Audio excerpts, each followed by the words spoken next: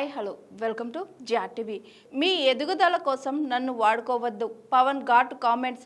జనసేన సమావేశంలో పార్టీ అధ్యక్షుడు AP deputy CM Pawan Kalyan చేసిన వ్యాఖ్యలు రాజకీయ వర్గాల్లో తీవ్ర చర్చకు దారితీశాయి. పార్టీ అంతర్గత వ్యవహారాల నుంచి ప్రత్యర్థుల ప్రచారం వరకు పలు అంశాలపై పవన్ కళ్యాణ్ తీవ్ర స్థాయిలో స్పందించారు. ముఖ్యంగా తనపై, పార్టీపై జరుగుతున్న ప్రచారంపై అసహనం వ్యక్తం చేస్తూ మీ ఎదుగుదల కోసం నన్ను వాడుకోవద్దు అంటూ ఘాటు హెచ్చరికలు చేశారు. అమిత్ షాతో జరిగిన భేటీపై వస్తున్న ప్రచారాన్ని ఖండించిన పవన్ కళ్యాణ్ కేంద్ర హోంమంత్రితో జరిగిన చర్చల విషయాలు బయట వాళ్లకు ఎలా తెలుస్తున్నాయని ప్రశ్నించారు. వైసీపీ అధినేత జైలుకి వెళ్లాలని తాము ఎప్పుడూ కోరుకోలేదని స్పష్టం చేశారు. ఒక నాయకుడు జైలుకెళ్తే జనసేన ఎదుగుతుందా అంటూ ప్రశ్నించిన ఆయన అలాంటి ప్రచారాలు వ్యవస్థను అవమానపరచడమే అని అన్నారు. రాష్ట్ర అభివృద్ధి కోసమే అమిత్ షాను కలిశానని వెల్లడించారు. ఇక పార్టీ అంతర్గత పరిస్థితులపైన పవన్ కీలక వ్యాఖ్యలు చేశారు. శత్రువులు బయట లేరు, మన పార్టీలోనే ఉన్నారు అంటూ అసంతృప్తి వ్యక్తం చేశారు. తనను పదే పదే పరీక్షించే పరిస్థితి తీసుకురావద్దని హెచ్చరిస్తూ ఇప్పటి వరకు చాలా భరించానని, ఇక భరించే ఓపిక లేదని అన్నారు. దేనికైనా ఒక హద్దు ఉంటుందని, రెచ్చగొట్టే ప్రయత్నాలు చేస్తే ఊరుకోనని స్పష్టం చేశారు. జనసేనపై విమర్శలు చేసే వారిపై కూడా పవన్ ఆగ్రహం వ్యక్తం చేశారు.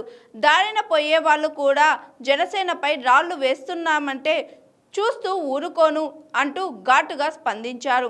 తాను అన్నిటికీ తెగించే రాజకీయాల్లోకి వచ్చానని, అసత్య ప్రచారాలతో భయపెట్టాలని చూస్తే కుదరదని అన్నారు. అవసరమైతే రాజకీయ యుద్ధానికి కూడా సిద్ధమేనని ప్రకటించారు. కుల రాజకీయాల అంశంపైన పవన్ కళ్యాణ్ స్పందించారు. తాను ఎప్పుడైనా కుల నాయకుడిని అని చెప్పానా అని ప్రశ్నించారు. కులాలను రెచ్చగొట్టే రాజకీయాలు సమాజానికి మంచివి కావని అన్నారు. తాను పదే పదే కుల రాజకీయాలతో ముడిపెట్టే ప్రయత్నాలు జరుగుతున్నాయని అసంతృప్తి వ్యక్తం చేశారు. తమిళనాడు రాజకీయాలపై కూడా పవన్ కళ్యాణ్ ఆసక్తికర వ్యాఖ్యలు చేశారు.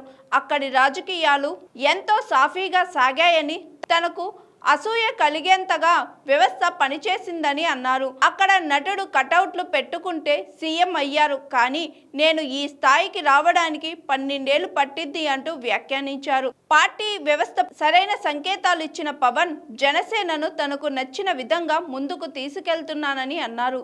పార్టీలో ఉండగలిగిన వాళ్లే ఉండాలని, క్రమశిక్షణ పాటించాల్సిందేనని హెచ్చరించారు.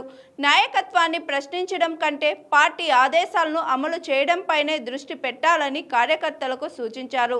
మొత్తంగా పవన్ కళ్యాణ్ వ్యాఖ్యలు చూస్తే పార్టీ అంతర్గత వ్యవహారాలు, రాజకీయ ఒత్తిళ్లు, తనపై జరుగుతున్న ప్రచారంపై ఆయన తీవ్ర అసహనంతో ఉన్నట్లు స్పష్టమవుతుంది. అదే సమయంలో జనసేన భవిష్యత్తుపై మరింత దూకుడుగా ముందుకెళ్లే సంకేతాలు కూడా ఇచ్చినట్లు రాజకీయ వర్గాలు విశ్లేషిస్తున్నాయి. Hi, this is Swathi.